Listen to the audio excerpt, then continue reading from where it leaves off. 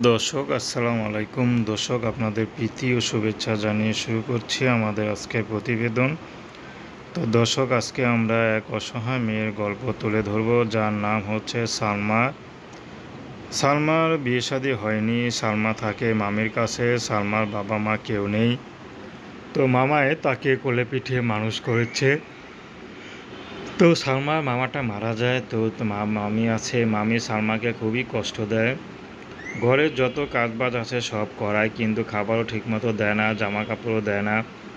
একটা মেয়ের যে চাহিদা, সে চাহিদা সে পূরণ করে না।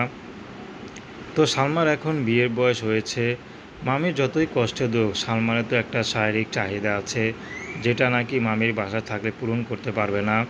তো সালমার বিয়ের বয়স হয়েছে, বিয়ে শাদী করতে চায়, কিন্তু মামি সেখানে কোনো টেক কেয়ার নেই।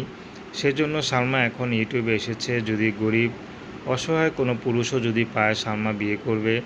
যদি সালমার এই অসহায়ত্ব কথা জেনে যদি কোনো বিবাহিত বয়স্ক পুরুষও বিয়ে করে, সালমার কোনো আপত্তি নেই।